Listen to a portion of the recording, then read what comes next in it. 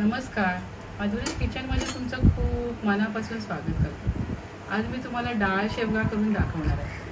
आपला शेवग्याचा पाला आहे ना, तो डाळीमध्ये घालून अशी मस्त आमटी करणार आहे। बघा, अशा प्रकारची आमटी करणार आहे। रंगही सुंदर येतो आणि शिवाय ह्याच्यामध्ये ब्लड शुगर नियंत्रित करता येते, शरीरातले टॉक्सिन्स बाहेर काढण्यास मदत होते, हृदयाची कार्यक्षमता वाढवते, लिव्हर फंक्शन इम्प्रूव्ह करते आणि डाळ ही न्यूट्रिशियस असते, त्यामुळे आपल्याला डबल बेनिफिट मिळतात। अशी छान डाळ मी आज करणार आहे। चला आपण रेसिपीला सुरुवात करूया।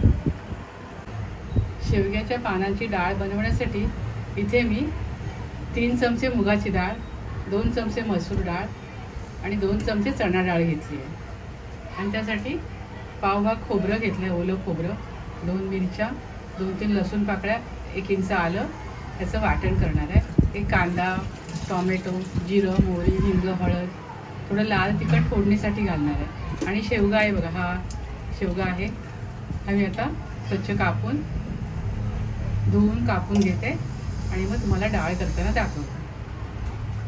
प्रथम आपण मूग डाळ, चणा डाळ आणि मसूर डाळ स्वच्छ धुवून कुकरमध्ये शिजवून घेऊया।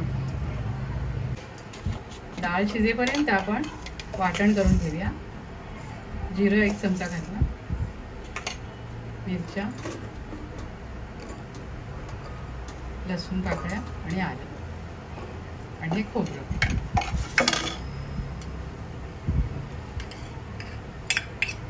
आपण हे मिक्सरमधनं वाटून घेऊया आणि भाजी अशा प्रकारे निवडून घ्यायची।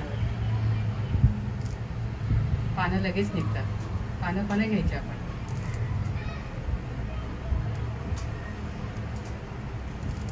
अशी मी निवडून घेते आणि बारीक चिरून घेते।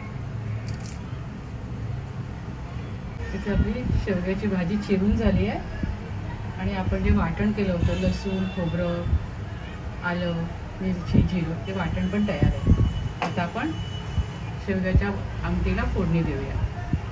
इथे कढईमध्ये मी 2 चमचे तेल घेतले, तेल तापलंय, तेलावर आपण मोहरी घालूया।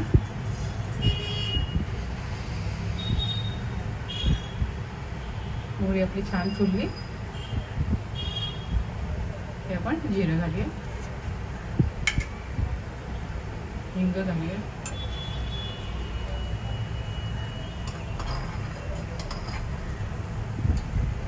आणि लसणाच्या 3-4 पाकळ्या मी ठेचून घेतल्या, त्या घालूया। लसूण लालसर व्हायला हवा। लसूण लालसर झालाय, आता आपण यावर कांदा घालूया।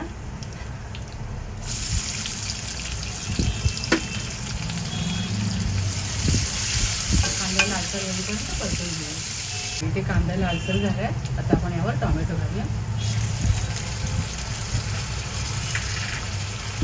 टोमॅटो एकजीव होईपर्यंत आपण परतून घेऊया। टोमॅटो छान एकजीव झालाय, आपण यावर आपले शेवगा घालूया।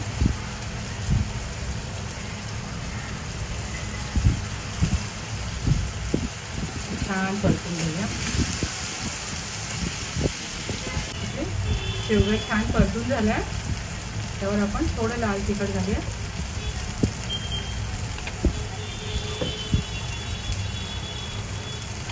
हळद अर्धा चमचा घालूया आणि आपण जे वाटण तयार केलं होतं ना, ते वाटण घालूया।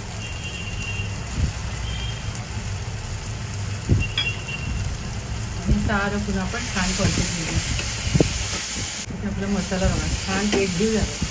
शेवग्याची भाजी, डाळ, तिखट, खोबरं, तर आपण यावर आपली डाळ घालूया।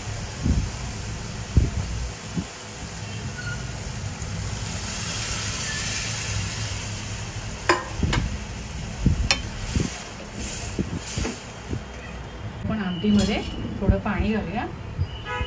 तुम्ही आवडीप्रमाणे पातळ घट्ट करू शकता। एक अर्ध्या लिंबाचा रस घालूया।